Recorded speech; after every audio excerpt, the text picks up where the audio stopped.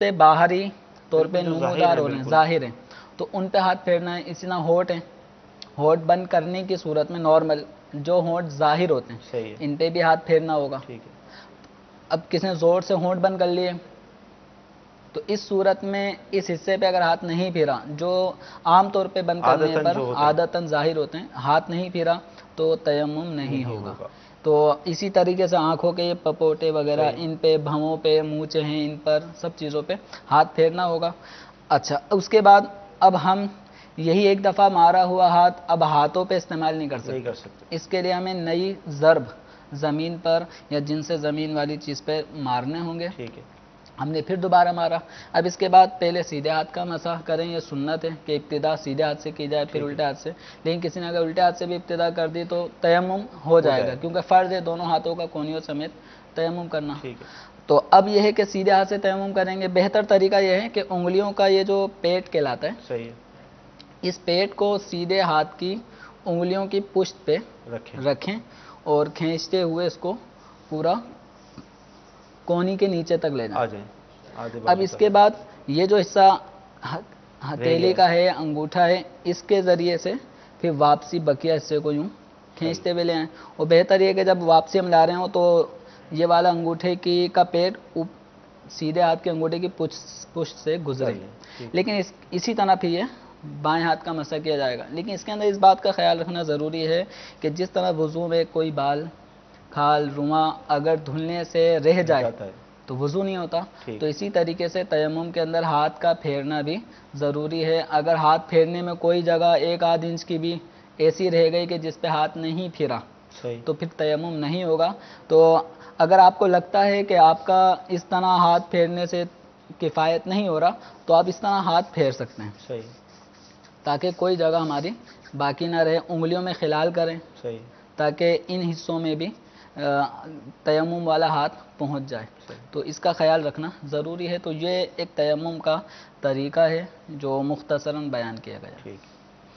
تو یہ تیمم کے فرائض اور اس کا طریقہ بیان کیا گیا. یاد رکھیں کہ تیمم کی جو احتیاطیں ہیں وضو سے بڑھ کر ہیں، کیونکہ وضو کے اندر تو ہم پانی استعمال کرتے ہیں تو پانی اپنا راستہ بنا لیتا ہے، پہنچ جاتا ہے. اس میں آپ کو مسح کی صورت میں اپنے چہرے کا جو کہ وضو میں دھونا فرض ہے اتنا ہی مسح کے لیے ضروری ہے. تو اس میں ہمیں یہ احتیاط کرنی ہوگی کوئی جگہ ایسی نہ ہو کہ جہاں مسح نہ ہو. اچھا حضور یہ ارشاد فرمائیے کہ جیسے ابھی ہم نے پچھلے سلسلے میں بھی سنا ہوگا کیونکہ پانی نہ ہونے کی صورت میں ہی تیمم کی حاجت پڑتی ہے. اب اگر کسی کے پاس زمزم شریف کا پانی ہے، ظاہر اس کی تو ہماری ادب بھی ہے، احترام بھی ہے، قطرہ بھی ہم اس کا ضائع نہیں کرتے اور سنبھال کر رکھتے ہیں، پورے سال اس کو ہم پی رہے ہوتے ہیں. تو ایسی صورت میں آپ کیا ارشاد فرمائیں گے؟ اگر کسی کے پاس آب زمزم کا اتنا پانی موجود ہے کہ جس سے وضو کیا جا سکتا ہے، عام طور پہ جو حجاج کرام جب وہاں سے پلٹ کے آتے ہیں وہ چھوٹی چھوٹی سی بوتلوں میں تبرکن دیتے ہیں، تو وہ تو اتنا نہیں ہوتا کہ اس سے وضو کیا جا سکے. لیکن اگر اتنا پانی ہے کہ جس سے وضو کیا جا سکتا ہے اور اس کا وضو نہیں ہے، نماز کا وقت اختتام کی طرف جا رہا ہے، تو اب اس کو اسی زمزم شریف سے وضو کرنا ہوگا. اس کے لیے جائز نہیں ہے کہ زمزم شریف سے وضو نہ کرے ٹھیک ہے. اور تیمم کر کے نماز پڑھ لے، ایسا نہیں ہے. اس کو تیمم کی اجازت نہیں دی جائے گی. یہ باقاعدہ اس سے وضو کرے گا. اور اگر بالفرض کسی کو نہانے کی حاجت ہے اور زمزم کے علاوہ اور کوئی پانی نہیں ہے تو اسی صورت میں اس کو اسی پانی کو استعمال کرنا ہوگا. تیمم کرنے کی اجازت نہیں دی جائے گی. ہاں فقہاء کرام نے ایک طریقہ لکھا ہے کہ اگر کوئی یہ چاہتا ہے کہ آب زمزم چونکہ تبرک کے لیے لیا جاتا ہے اور مریضوں کو پلانے کے لیے استعمال ہوتا ہے اور چاہتا ہے کہ یہ ان کاموں میں استعمال ہو اور کوئی ایسی صورت بن جائے کہ جس سے تیمم میں کر سکوں، صحیح. تو اس کا فقہاء کرام نے ایک طریقہ یہ لکھا ہے کہ یہ آب زمزم کسی شخص کو گفٹ کر دے. صحیح. اور بہتر یہ ہے کہ گفٹ کرنے کے بدلے میں کوئی چیز اس سے عوض میں لے لے. مثلا آپ مجھے اپنا قلم دے دو، اس قلم کے بدلے میں آپ کو آب زمزم گفٹ کرتا ہوں. اس طرح کوئی عوض لے لیں، یعنی کوئی ایسا طریقہ اختیار کر لے جس کی بنا پر ہبہ کرنے کی صورت میں تحفہ دینے والا تحفے میں رجوع نہ کر سکے تو جب ہیبہ تحفہ کسی چیز کے عوض کے بدلے میں دیا جائے تو پھر اس صورت میں وہ اپنی گفٹ کی ہوئی چیز میں رجوع نہیں کر سکتا. ٹھیک ہے. اب یہ ایسے شخص کے ہاتھوں یہ تحفہ ہبہ بالعوض کا عمل کرے کہ جس کے اوپر اس کا اعتماد ہو کہ یہ مجھے آب زمزم بعد میں لوٹا بھی دے گا, تو وہ بھی سمجھتا ہے مجبوری, تو ایسی صورت میں جب اس کو گفٹ کر دے پھر یہ مانگے تو وہ اگر نہیں دیتا تو میں نہیں دے رہا. صحیح ہے. تو اب اس کے پاس پانی نہیں ہے اور مل کے غیر میں تصرف بلا اجازت کر نہیں سکتے, اور یہ ایسی جگہ ہے کہ جہاں پہ میلوں میل قرب و جوار چاروں طرف پانی نہیں مل رہا, صرف یہی آب زمزم کا ایک کین تھا جس سے وضو یہ کر سکتا تھا, یہ اس نے گفٹ دے دیا, مل کے غیر ہو گیا اور وہ مانگنے پر بھی وہ دے نہیں رہا. صحیح. تو ایسی صورت میں اب یہ پانی پر کے استعمال پہ قادر نہ رہا, اب یہ تیمم کر سکتا ہے, تیمم کر کے نماز پڑھ لے, نماز پڑھنے کے بعد اب وہ کہتا ہے کہ یہ لیں میں نے آپ کو میری طرف سے آپ کو یہ آب زمزم تحفہ ہے. تو اس طریقے سے یہ آب زمزم ہوتے ہوئے بھی تیمم کی ایک گنجائش نکلتی ہے, لیکن اس میں یہی ہے جو طریقہ کار بتایا ہے اس کو اچھی طریقے سے سمجھ کے اس پہ عمل کیا جائے گا, ورنہ اگر کسی نے اس طریقہ کار پہ عمل نہیں کیا اور آب زمزم میں کہاں سے اب کہاں پہنچوں گا, اگر میں نے اس کو استعمال کر لیا تو گھر والے پوچھیں گے آب زمزم کا کیا ہوا, تو میں کیا جواب دوں گا. تو اگر کسی نے یوں پانی نہ ہوتے ہوئے آب زمزم کو بچا لیا اور تیمم کر کے نماز پڑھ لی تو اس صورت میں نماز نہیں ہوگی. تو اس لیے اس طرح کے مسائل اگر کسی کو درپیش آ جائیں تو احتیاط کے ساتھ ان پہ عمل کیا جائے گا. ٹھیک. کالس اگر ہیں تو جی جی. میاں والی سے باہر بول رہا ہوں, مجھے یہ مفتی صاحب سے پوچھنا ہے تو اشر کی رقم ہے وہ میرا بھائی غریب ہے اس کو دے سکتا ہوں؟ ٹھیک ہے. دوسری کال. السلام علیکم ورحمۃ اللہ وبرکاتہ. جی وعلیکم السلام ورحمۃ اللہ وبرکاتہ.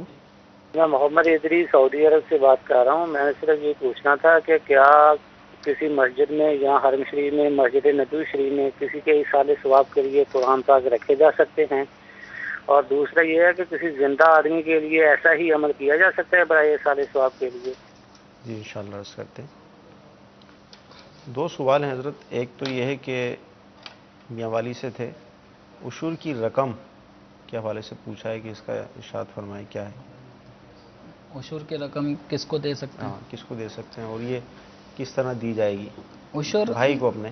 جی جی. تو عشور یہ جس طرح دیگر اموال کی زکوٰۃ ہوتی ہے, سونا چاندی روپے پیسے مال تجارت کی, تو اسی طرح شریعت مطہرہ نے کھیتی باڑی سے تعلق رکھنے والوں کو جو زمیندار ہوتے ہیں ان کے اوپر ان کی پیداوار پہ ایک زکوٰۃ کی صورت لازم فرمائی ہے جس کو عشر کہتے ہیں. عشر یہ کسی چیز کا 10واں حصہ کہتے ہیں. تو یہ عشر یعنی جب کھیتی تیار ہو گئی اور اس صورت میں اس کو کاٹ لیا گیا تو سب سے پہلے 10واں حصہ اس کا الگ کر لیا جائے گا. اب یہ 10واں حصہ گویا اس پیداوار کی زکوٰۃ ہے. صحیح. تو جو زکوٰۃ کے مصارف ہیں وہی عشر کے مصارف ہیں. تو اگر کوئی اپنے بھائی کو جس طرح زکوٰۃ دے سکتا ہے اس کے مستحق کے زکوٰۃ ہونے کی صورت میں تو عشر بھی دے سکتا ہے. گندم اناج وغیرہ جو بھی چیزیں زمین کی پیداوار سے حاصل ہوئی ہیں تو ان کا عشر بھی بطور زکوٰۃ ہی اپنے بھائی کو دے سکتا ہے, جبکہ بھائی شریف فقیر ہوں یعنی اس کی ملک میں حاجت اصلیہ سے زائد اتنا مال نہ ہو کہ جو 52.5 تولہ چاندی کی قیمت تک پہنچتا ہو, یا اگر ہے تو قرض اتنا چڑھا ہوا ہے کہ اگر وہ قرض کی ادائیگی میں ان کو اگر استعمال کرتا ہے تو کچھ بھی باقی نہیں رہتا. تو 52.5 تولہ چاندی کی جو بھی قیمت بنتی ہو اگر کسی کے پاس اس حاجت اصلیہ سے زائد اتنی مالیت کا مال نہ ہو تو پھر ایسی صورت میں وہ شریف فقیر ہوگا اور شریف فقیر کو زکوٰۃ دے سکتے ہیں, عشر بھی ادا کر سکتے ہیں. اگر کسی کا اپنا بھائی ایسا مستحق کے زکوٰۃ ہے تو اس کے چھوڑ کر کسی اور شریف فقیر کو دینا یہ پسند نہیں ہے شریعت مطہرہ کو. شریعت مطہرہ کو یہ بات زیادہ پسند ہے کہ اپنے محارم میں اگر کوئی شریف فقیر ہیں پہلے ان کو دیا جائے. ٹھیک.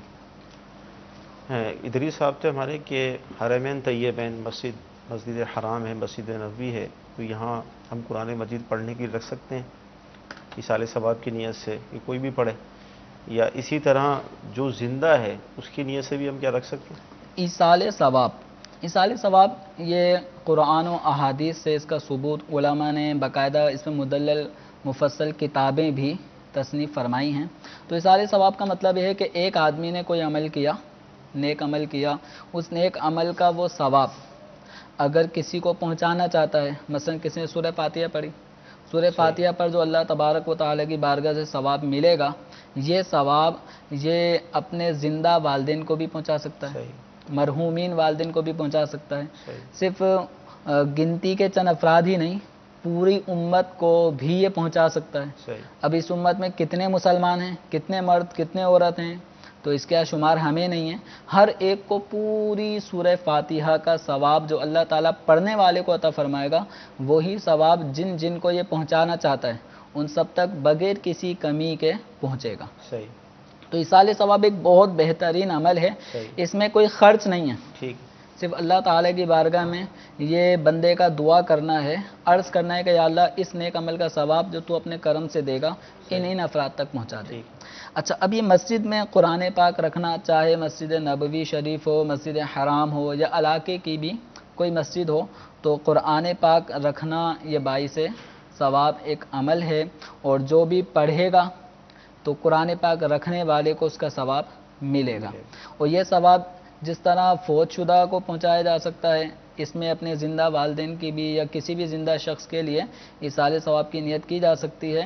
لیکن اس میں یہ عرض کرتا چلوں کہ بسا اوقات جب کسی کا عام طور پہ کچھ ہی دن قبل انتقال ہوا ہوتا ہے، تو اب 10ویں یا 40ویں یا کسی موقع پر سالانہ برسی پھر ہے، یا برسی آ گئی، تو ایسے موقع پہ قرآن پاک بہت زیادہ مسجد کی الماری میں نئے نئے قرآن پاک نظر آ رہے ہوتے ہیں۔ رمضان شریف کے مہینے میں رمضان شریف میں بھی ایسا ہی ہوتا ہے کہ بے شمار قرآن پاک نئے نئے آ جاتے ہیں۔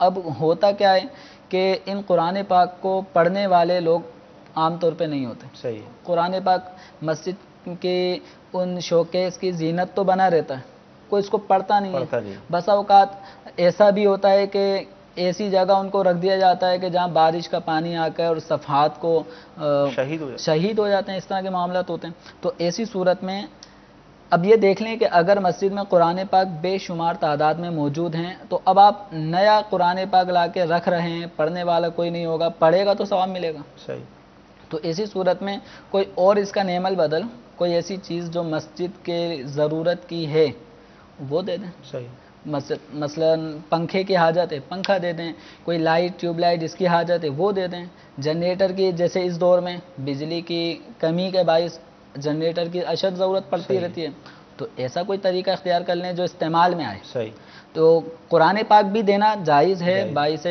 ثواب کام ہے، لیکن بسا اوقات یہ قرآن پاک شہید ہو جاتے ہیں اور یہ بغیر پڑھے ہی شہید ہو جاتے ہیں، تو ایسا نہ ہو۔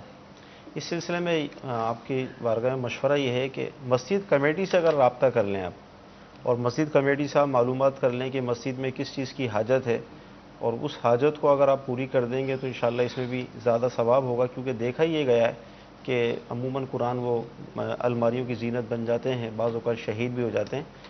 اگر یہ تو ایک مشورہ تھا، اس کے علاوہ دعوت اسلامی کی جامعات ہیں، مدارس ہیں، اگر آپ چاہیں تو دعوت اسلامی کی ذمہ داروں سے رابطہ کر لیں۔ الحمدللہ اس وقت پاکستان میں تقریباً 1 لاکھ کے قریب ہمارے مدنی منع منیا قرآن مجید کی تعلیم حاصل کر رہے ہیں، تو مدارس میں قرآن مجید کی حاجت پڑتی ہے، جامعات ہیں، درس نظامی کی کتب کی حاجت پڑتی ہے، تو یوں اگر آپ دعوت اسلامی کے ذمہ داروں سے رابطہ کر لیں گے تو انشاءاللہ تعالی آپ کی اشیاء جو آپ دینا چاہتے ہیں اس کا اچھا مصرف یہاں ہوگا، اور انشاءاللہ کثیر ثواب آپ کے ہاتھ آئے گا۔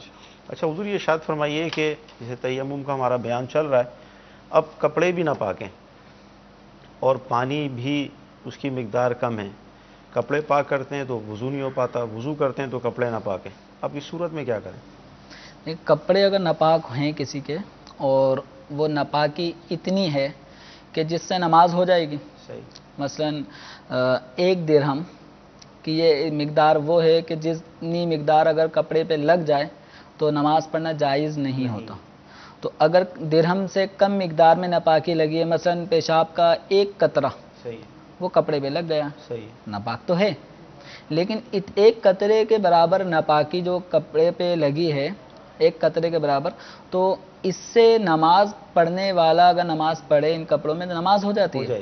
تو اگر کسی کے پاس اب اب آپ کا سوال کہ اتنا پانی کے وضو کر لیں یا کپڑا پاک کر لیں، ٹھیک ہے، تو ایسی صورت میں یہ وضو کرے گا، صحیح ہے، کیونکہ کپڑے پہ ناپاکی اتنی نہیں ہے کہ جس کا ناپاکی کی وجہ سے جو نماز مانے نہ ہو۔ نماز ہو، ٹھیک ہے، تو ہاں اگر ناپاکی اتنی زیادہ لگ گئی، جیسے بچے نے گود میں لیا اور پیشاب کر دیا، اب صحیح، پانی ہی نہیں ہے، صحیح، اتنا پانی ہے کہ وضو کر لے یا کپڑے کو پاک کر لے، ٹھیک ہے، تو اب چونکہ ناپاک کپڑے کا کوئی، اس کے پاس اگر کوئی پاک کپڑے موجود ہیں تو وہ پہن کے نماز پڑھے گا صحیح، اور وضو کرے، ٹھیک ہے، اور اگر کوئی اور پاک کپڑا بھی نہیں ہے، یہی کپڑا ہے اور یہ بھی ناپاک ہے، اس کو دھوئے گا وضو نہیں کر پائے گا، تو اب ایسی صورت میں اس کو کپڑے دھونے ہوں گے، صحیح ہے، کیونکہ کپڑے کا اب کوئی اور بدل نہیں نظر آ صحیح، رہا، کوئی پاک کپڑا بھی موجود نہیں ہے، ٹھیک، تو ایسی صورت میں اب یہ ان کپڑوں کو دھوئے گا، اور وضو کا چونکہ قائم مقام اس کا نعم البدل وہ تیمم ہے، تو اب ایسی صورت میں یہ کپڑے پاک کریں اور وضو کی جگہ تیمم کریں، ٹھیک ہے، اور تیمم کر کے اپنی نماز ادا کرے گا۔ صحیح، اگر اس نے ایسا نہیں کیا بلکہ وضو کر لیا، تو کپڑے نہ باقی، کپڑے ناپاک ہیں، تو اب ایسی صورت میں ناپاک کپڑوں میں نماز پڑھنا یہ جائز نہیں ہوتا، سوائے ان صورتوں کے کہ جن میں اور کوئی پاک کپڑا اس کے پاس موجود نہ ہو، صحیح، تو پھر اس کے آگے تفصیل، مزید صورتیں بن جاتی ہیں۔ ٹھیک ہے۔ تو حضور ارشاد فرمائے جیسے رمضان شریف کا مہینہ آتا ہے تو اس میں کثیر مسلمان اعتکاف کرتے ہیں، اسی طرح دعوت اسلامی کے قافلے بھی سفر کرتے ہیں، مساجد میں ہمارے قافلے ٹھہرتے ہیں، تو اب اگر کسی پر غسل فرض ہو گیا مسجد کے اندر تو اب وہ کیا کرے؟ مطلب اس صورت میں کیا کوئی تیمم کا حکم ہے؟ اگر کسی کو مسجد کے اندر سوتے ہوئے، جیسے معتکفین کا آپ نے بتایا، یا اعتکاف کی نیت سے مدنی قافلے والے جو آرام کر رہے ہیں، تو اب ایسی صورت میں کسی پہ غسل فرض ہو جاتا ہے تو یاد رکھیں کہ جس پہ غسل فرض ہو گیا، جنبی جس کو کہا جاتا ہے، ٹھیک، جنابت طاری ہو گئی، تو ایسے شخص کا مسجد میں رہنا جائز نہیں ہے، ٹھیک ہے، حلال نہیں ہے مسجد میں رہنا، تو اب شریعت مطہرہ نے اس کو حکم دیا ہے کہ فوراً نکلے، صحیح، تو اب اس کو اگر ایسا معاملہ ہے کہ اس کو سامان بھی لینا ہے، کپڑے نکالنے، کپڑے ناپاک ہو جاتے ہیں عام طور پہ، صحیح، تو اب کپڑے بھی لینے ہیں اور ایک آدھ منٹ اس کو لگے گا مسجد سے نکلنے کے لیے، بس اوقات زیادہ بھی ٹائم لگ جاتا ہے، مسجد بڑی ہے، نکلتے نکلتے ہی ٹائم لگے گا، ٹائم لگے گا، تو ایسی صورت میں مسجد کی دیوار سے یا مسجد کا جو زمین والا فرش ہوتا ہے اس سے یہ تیمم کر لے۔ ٹھیک ہے، جو تیمم کے 3 فرائض بتائے گئے، نیت کرنا، چہرے کا مسح کرنا اور دونوں ہاتھوں کا کونیوں سمیت مسح کرنا، یہ 3 فرائض ادا کریں۔ اب یہ ضرورت کے تحت جتنی ضرورت ہے، جلدی جلدی کپڑے سامان جو بھی لینا ہے نہانے دھونے کا، وہ سامان لے کر یہ مسجد سے نکلیں۔ اب یہ سمجھے کہ میں نے تیمم کر لیا ہے، صحیح، اب جو چاہوں کروں، گھوموں پھروں، صحیح، تو اس کو صرف مسجد میں داخلہ یعنی اس کا رہنا جائز ہو، اتنی مقدار کے لیے تیمم کی اجازت دی گئی تھی۔ ٹھیک ہے، اب جلد از جلد اس کو فارغ ہونا فوراً ہے، نکلے گا، اب مسجد کے اندر ٹھہرا رہنا، تاخیر کرنا یا بغیر تیمم کے ہی گھومتے پھرتے رہنا یہ جائز نہیں ہے، جائز نہیں، تو تیمم کر لیا، اب فوری طور پہ مسجد سے باہر نکلنے کی صورت بنائے۔ ٹھیک، کالس ہیں تو وہ دے دیں۔ السلام علیکم۔ وعلیکم السلام ورحمۃ اللہ وبرکاتہ۔ میرا سوال یہ ہے کہ جب انسان وضو کر کے نماز پڑھ رہا ہو اور بعد میں پھر پیٹ سے ہوا خارج ہو جائے تو کیا دوبارہ استنجا کرنا پڑے گا یا کہ پھر صرف وضو ہی کر لے؟ اس کے بارے میں مجھے بتائیں۔ اللہ حافظ۔ انشاءاللہ، جی مزید۔ میں محمد شرافت حسین قادری، میں سعودی عربیہ سے بول رہا ہوں کہ یہ بتائیے کہ پانی کے احکام کے بارے میں کہ یہ کہ اگر پانی کی بوتل اگر مل جاتے ہوں پیسے سے اور 1 میل کے اندر اگر پانی نہ مل رہا ہو تو یہ میں جاننا چاہتا ہوں کہ اگر کہیں پیسے میرے پاس نہ ہوں تو ایسی صورت میں کیا کریں گے ہم؟ انشاءاللہ عرض کرتے ہیں آپ کو۔ پہلا سوال تھا کہ باوضو تھے، نماز بھی شروع کی اور ہوا خارج ہو گئی، صورت میں اب کیا کریں؟ واش روم جائیں گے یا ایسے دیکھیں، ری خارج ہونے سے، ری گیس خارج ہونے سے وضو ٹوٹ جاتا ہے، لیکن اس سے استنجا کرنا لازم نہیں ہوتا۔ یہ بعض لوگوں کو وسوسہ ہوتا ہے کہ وہ استنجا کی سوچ رکھتے ہیں کہ اب ری خارج ہو گئی تو وضو کے ساتھ ساتھ استنجا بھی کیا جائے، تو استنجا کرنے کی حاجت نہیں ہے۔ اگر کوئی کرتا ہے تو اس کا اپنا ایک معاملہ ہے۔ اگر نماز کے حالت میں اگر کسی کو گیسٹرک پرابلم ہو رہی ہے اور گیس کا وجود اس کو تنگ کر رہا ہے، تشویش میں ڈال رہا ہے، یہ نماز کی طرف دھیان کم اور وضو نہ ٹوٹ جائے، صحیح. اس کی طرف دھیان اگر اس کا بٹ رہا ہے تو یاد رکھیں ایسی صورت میں کہ جب گیس کی پرابلم پیٹ میں ہو رہی ہو یا پیشاب کی شدت محسوس ہو رہی ہو تو اس صورت میں نماز کو پڑھنا جائز نہیں ہے. تو انسان کو چاہیے کہ ریلیکس ہو جائے، پہلے ان امور سے فارغ ہو جائے، پھر نئے سرے سے تازہ وضو کر کے پھر نماز پڑھے. اسی حالت میں نماز پڑھتے رہنا اور وضو کو اس برقرار رکھنے کی جد و جہد کرتے رہنا اور نماز پڑھنا تو یہ جائز نہیں ہے، بلکہ مکروہ تحریمی ہے. ایسی کنڈیشن میں پڑھی گئی نماز یہ لوٹانا واجب ہے. ٹھیک ہے.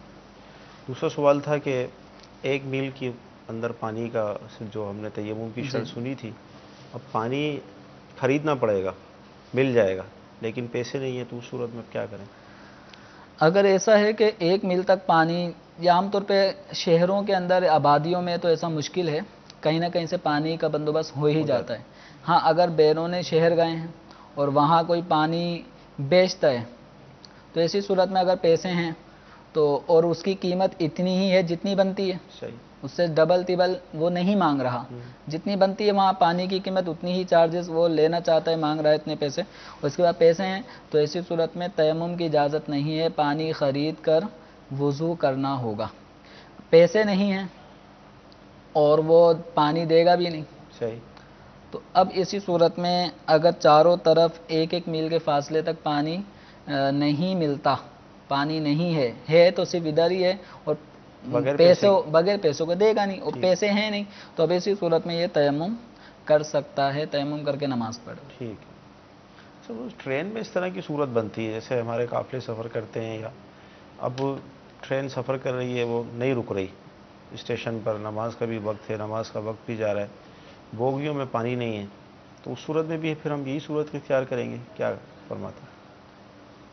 اس میں بھی دیکھا جا سکتا ہے کہ اگر نماز کے آخری وقت تک ٹرین عام طور پہ رکتی رہتی ہیں، کہیں 2 گھنٹے بعد رکیں گی، کہیں 1 گھنٹے بعد رکتی ہیں، اور یہ ٹرین کا سفر کرنے والوں کو عام طور پہ یہ آئیڈیا بھی ہوتا ہے کہ یہ اتنی دیر میں رکے گی. عموماً فجر میں نہیں رکتی، جو تجربہ ہے نا وہ چلتی رہتی ہے.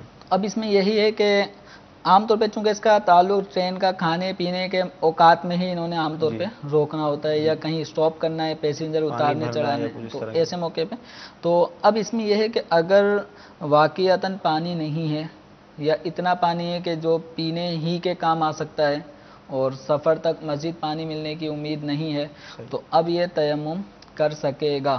لیکن اس میں بھی خاص طور پہ خیال رکھنا ہے، اور یہ احتیاط مدنی قافلے والے عام طور پہ کرتے بھی ہیں، کچھ نہ کچھ پانی کا بندوبست کر کے رکھتے ہیں تاکہ، اور عام طور پہ 1.5 لیٹر کی جو بوتل ہے اس سے بآسانی وضو ہو جاتا ہے. تو کم سے کم اتنا اہتمام مدنی قافلے کے مسافرین کو اور عام مسلمانوں کو بھی کرنا چاہیے جو ٹرین کا سفر کر رہے ہیں. اور اگر بالفرض نہیں ہے انتظام تو ٹرین کی بوگیوں میں بھی عام طور پہ پانی بھرا جاتا ہے، تو لیکن ایک طبقہ ایسا بھی ہے جو میں نے سنا ہے کہ وہ ٹرین کی بوگیوں کے نل کھول دیتے ہیں، پانی سارا ضائع ہوتا رہتا ہے. اس میں ان کی کیا چالاکی ہے، وہ یہ ہے کہ پانی ہوگا ہی نہیں تو پیسنجر جو آتے ہیں اور واش روم یوز کرتے ہیں ٹرین کا وہ یوز نہیں کریں گے، اور جو اس طرح کے ایک طبقہ ہے جو سیٹ کا ٹکٹ نہیں لیتا، وہ صرف پورے راستے میں نیچے ہی لیٹے بیٹھے اور سامان رکھا ہوتا ہے. اب اس حصے کے پانی دیکھ کے لوگ آئیں گے جائیں گے، ہمیں تنگی ہوگی، تو پانی کا نل کھول کے پانی ضائع کر دیتے ہیں. تو یہ ان کا اسراف ہے، گناہ ہے، جائز کام نہیں ہے، اور مسلمانوں کو وضو سے محروم کرنے کی ایک صورت ہے. صحیح ہے. اور آپ سمجھتے ہیں کہ قضاء حاجت کے معاملے میں پانی کی کتنی اہمیت ہے، تو ایسی صورت میں اس مسلمان کو اذیت پہنچانا ہے تو ایسا نہیں کرنا چاہیے. بالفرض اگر پانی نہیں ہے بوگی میں تو وہی صورت ہے کہ اگر نماز کے آخری وقت تک انتظار کیا جائے، اور اگر پتہ ہے کہ ٹرین رکنی ہی نہیں ہے تو اب ایسی صورت میں پانی نہ ملنے کی صورت میں تیمم کیا جا سکتا ہے. لیکن ٹرین میں تیمم کہاں کریں گے، کس چیز پہ کریں گے؟ تو اس میں ایک عام طور پہ ٹرین کا جو فرش ہوتا ہے وہ سیمنٹ بجری وغیرہ سے بنایا جاتا ہے، جیسے گھروں میں فرش ہوتا ہے اسی طرح کا ٹرین کا بھی فرش اسی انداز کا بنا ہوتا ہے، تو اس پہ تیمم کر کے ہم چہرے اور ہاتھوں کا مسح کر سکتے ہیں اور یوں نماز پڑھ سکتے ہیں۔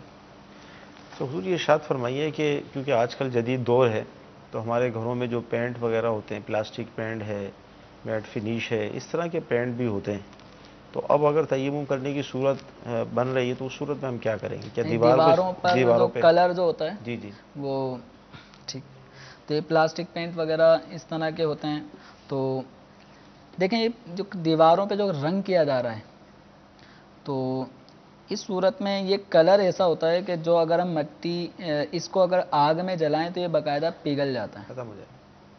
تو ایسا کلر دیوار کے اوپر کیا گیا ہو کہ آئل پینٹ، پلاسٹک پینٹ وغیرہ کہ جس کو آگ لگائیں تو وہ پگھل جائے، سکڑ جائے، صحیح، تو ایسی چیز پہ تیمم نہیں کر سکتے۔ صحیح، ہاں اگر ڈسٹمبر یا عام جو کلئی اور چونا وغیرہ اس طرح کر کے جو دیواروں پہ کلر کیا جاتا ہے اس پہ تیمم، اس پہ ہاتھ مار کے تیمم کیا جا سکتا ہے۔ ہاں اگر آئل پینٹ یا اس طرح کے جو پلاسٹک پینٹ دیواروں پہ ہوئے ہیں اور ان پہ گرد غبار آ کے بہت زیادہ جم گئی ہے، صحیح، اب اس پہ اگر ہاتھ ماریں اور وہ گرد اس سے اڑے تو اب اس ایسی دیوار پہ اب تیمم کر سکیں گے، صحیح، ورنہ نہیں۔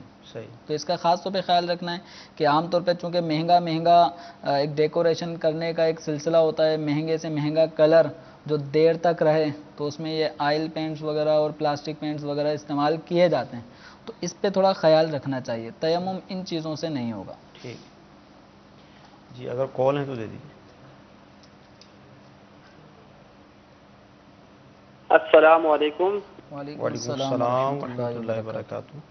میں پشاور سے بات کر رہا ہوں، میرا نام کاشف ہے۔ میں جاننا چاہتا ہوں یہ پرائز بانڈ خریدنا اور اس کا انعام لینا، حکومت کا پرائز بانڈ جو ہے، یہ جائز ہے یا نہیں؟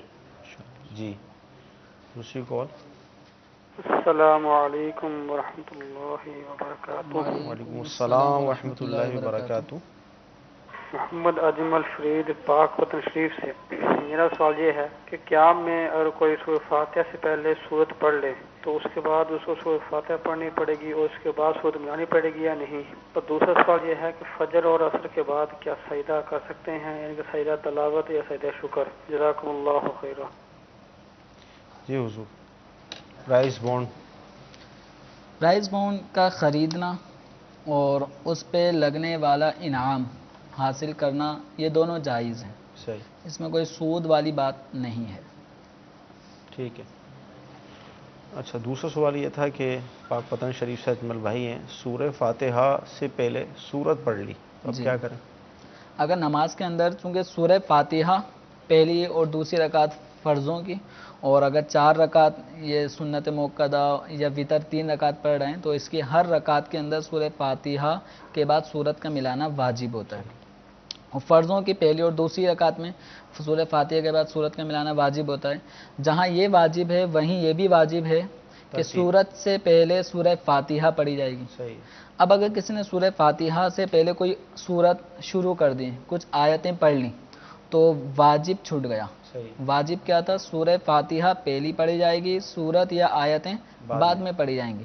تو اب سورہ فاتحہ کے بعد سورت ملانی ہوگی، جو پہلے سورت پڑھی وہ ناکافی ہے، صحیح، اس کا پڑھنا گویا کسی طرح کفایت نہیں کرے گا۔ اب دوبارہ سے چاہے تو وہی سورت پڑھ لے جو پہلے پڑھی تھی، یا کوئی اور سی سورت یہ سورہ فاتحہ کے بعد پڑھے گا اور آخر میں سجدہ سہو بھی کرنا ہوگا۔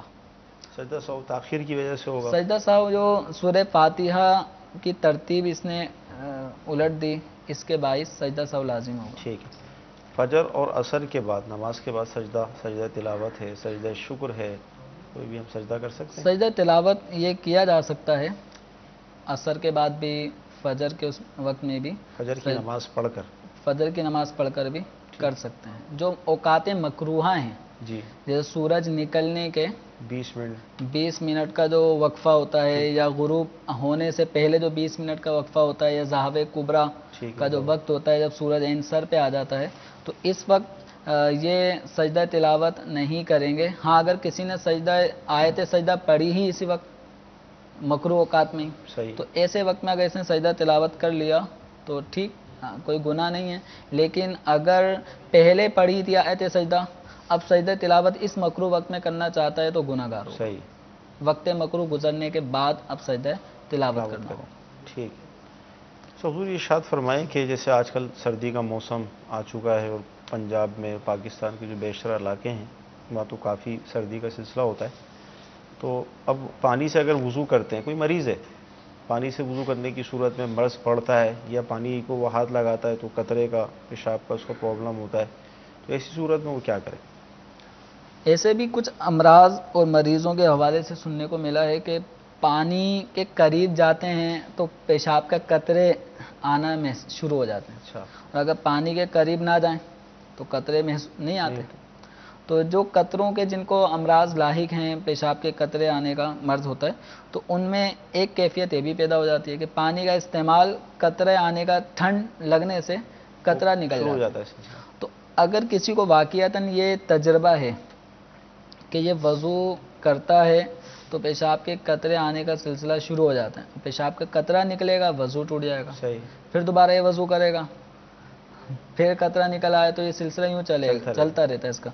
اگر اس کا تجربہ ہے کہ اگر یہ وضو نہیں کرے بلکہ تیمم کر لے صحیح. تو اب قطرہ نہیں آتا، وضو کرنے کی وجہ سے قطرہ آتا ہے. صحیح. تو اگر پانی کا استعمال وضو توڑنے کا سبب بن رہا ہو، صحیح. اور اس کو نماز بھی پڑھنی ہے، تو اب ایسی صورت میں یہ تیمم کر سکتا ہے. لیکن اس طرح کا کوئی مریض ہو تو فقط اس سلسلے میں ہونے والے اس جواب پہ اکتفا کر کے وہ یہ عمل شروع نہ کرے، یہ اپنی کنڈیشن باقاعدہ دارالافتاء اہل سنت سے یا اپنے شہر کے مفتی جو عالم دین ہیں ان سے رجوع کرنے کے بعد پھر یہ طریقہ اپنائے گا. ٹھیک. جی کال دیں. السلام علیکم ورحمۃ اللہ وبرکاتہ. وعلیکم السلام ورحمۃ اللہ وبرکاتہ. میرا نام اشفاق رضا تاری ہے، پنڈی گھیپ ضلع اٹک سے میں عرض کر رہا ہوں. مفتی صاحب کی بارگاہ میں میرا سوال ہے کہ یہ ارشاد فرمائیں کیا تیمم کا حکم قرآن مجید کے اندر بصراحت آیا ہے کہ نہیں؟ جواب ارشاد فرمائیں. السلام علیکم ورحمۃ اللہ وبرکاتہ. وعلیکم السلام ورحمۃ اللہ وبرکاتہ. انشاءاللہ عرض کرتے ہیں. اگلی کال. السلام علیکم ورحمۃ اللہ وبرکاتہ. وعلیکم السلام ورحمۃ اللہ وبرکاتہ.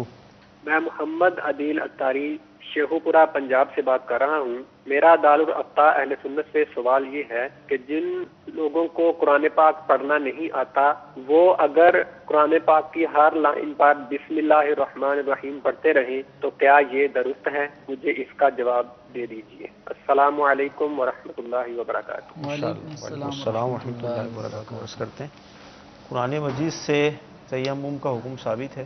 بالکل. اللہ تبارک و تعالی نے سورہ مائدہ کی آیت نمبر 6 میں تیمم کا حکم ارشاد فرمایا ہے. اس تیمم کی آیت سے پہلے وضو کا ذکر ہے، فاغسلوا وجوہکم، پورے وضو کا ذکر ہوا. اسی کے ساتھ ساتھ اگر غسل فرض ہو جائے وَإِن كُنتُمْ جُنُوبًا فَطَّهَّرُوا، کہ اگر تم پہ غسل فرض ہونے کی کوئی صورت پائی جائے تو خوب طہارت حاصل کرو. اس میں غسل کا حکم ہے. اب چونکہ وضو ہوگا یا غسل ہوگا یہ پانی سے ہوتا ہے. صحیح. اور اگر پانی نہ پایا جائے تو قرآن پاک میں اللہ تبارک و تعالی ارشاد فرماتا ہے وَإِن كُنتُم مَّرْضَىٰ أَوْ عَلَىٰ سَفَرٍ أَوْ جَاءَ أَحَدٌ مِّنكُم مِّنَ الْغَائِطِ أَوْ لَامَسْتُمُ النِّسَاءَ فَلَمْ تَجِدُوا مَاءً فَتَيَمَّمُوا صَعِيدًا طَيِّبًا فَامْسَحُوا بِوُجُوهِكُمْ وَأَيْدِيكُمْ مِنْهُ. یعنی اگر تم بیمار ہو یا سفر میں ہو یا تم میں سے کوئی قضائے حاجت سے فارغ ہو کر آیا یا عورتوں سے مباشرت کی یعنی ہم بستری کی اور پانی نہ پاؤ تو فرمایا فَتَيَمَّمُوا صَعِيدًا طَيِّبًا، تو پاک مٹی کا قصد کرو. اب پاک مٹی کا قصد کر کے کیا کرنا ہے؟ فَامْسَحُوا بِوُجُوهِكُمْ وَأَيْدِيكُمْ مِنْهُ، تو پھر اب اس سے اپنے منہ اور ہاتھوں کا مسح کرو. تو سورہ مائدہ آیت نمبر 6 میں اللہ تبارک و تعالی نے تیمم کا حکم ارشاد فرمایا. ٹھیک ہے.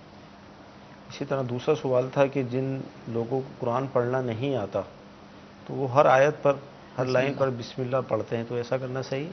اس کو ہمارے عوام کی زبان میں بسم اللہ کا قرآن کہتے ہیں. بسم اللہ کا قرآن پڑھنا کہتے ہیں. تو دیکھیں یہ بسم اللہ کا قرآن پڑھنا، اس کو قرآن پڑھنا نہیں کہا جائے گا. صحیح. ہاں یہ ہر لائن پہ اگر بسم اللہ کوئی پڑھتا ہے تو بسم اللہ الرحمن الرحیم اس کی اپنی ایک فضیلت ہے، برکات ہیں۔ تو اب قرآن پاک کے اندر جتنی لائنیں ہوں گی اتنی لائنوں پر یہ بسم اللہ پڑھ رہا ہے تو بسم اللہ پڑھنے کا تو ثواب ملے گا، لیکن اس کو یہ نہیں کہیں گے کہ جتنا ایک قرآن پاک پڑھنے والے کو ثواب ملتا ہے اتنا ہی ثواب بسم اللہ شریف ہر لائن پہ ہاتھ پھیرتے ہوئے پڑھنے والے کو بھی وہی ثواب ملے گا، تو ایسا نہیں ہے۔ تو اس کو بسم اللہ کا قرآن کہنا، بسم اللہ کا قرآن پڑھنا تو یہ درست نہیں ہے۔ ہاں یہ کہہ سکتے ہیں کہ بسم اللہ شریف متعدد مرتبہ پڑھی جا رہی ہے۔ قرآن پاک چھونے کا ثواب ملے گا، قرآن پاک دیکھنے کا ثواب ملے گا، قرآن پاک سے محبت اس کا ثواب ملے گا۔ جس کو پڑھنا نہیں آتا اور پڑھنے کی کوشش اگر وہ کرے اور اٹکے تو صحیح پڑھنے والے کے مقابلے میں تو حدیث میں اس کو ڈبل ثواب کی بشارت دی گئی ہے۔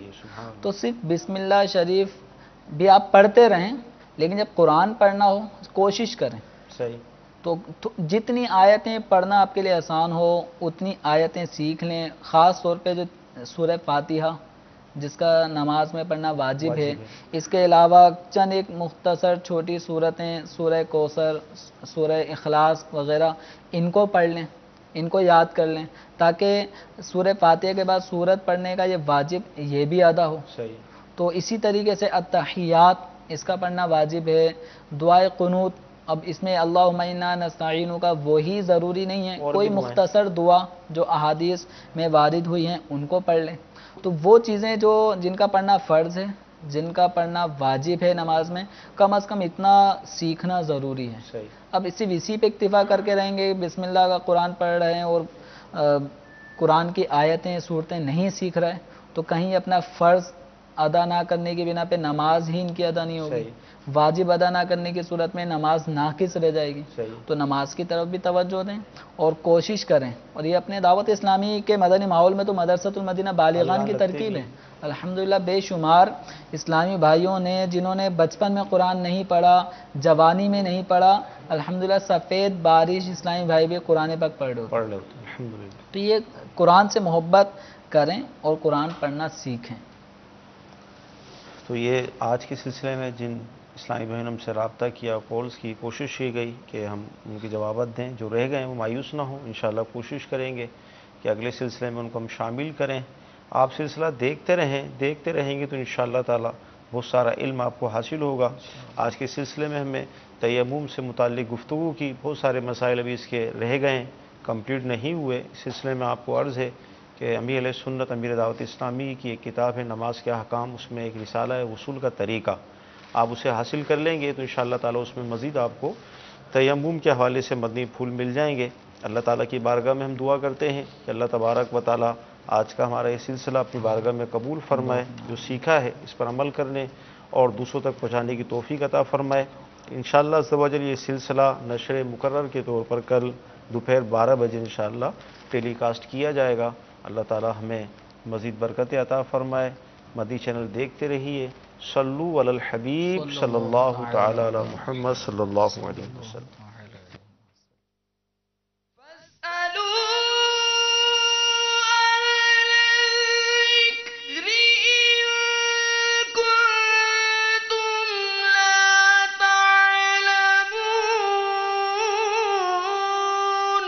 تو اے لوگو علم والوں سے پوچھو اگر تمہیں علم نہ ہو۔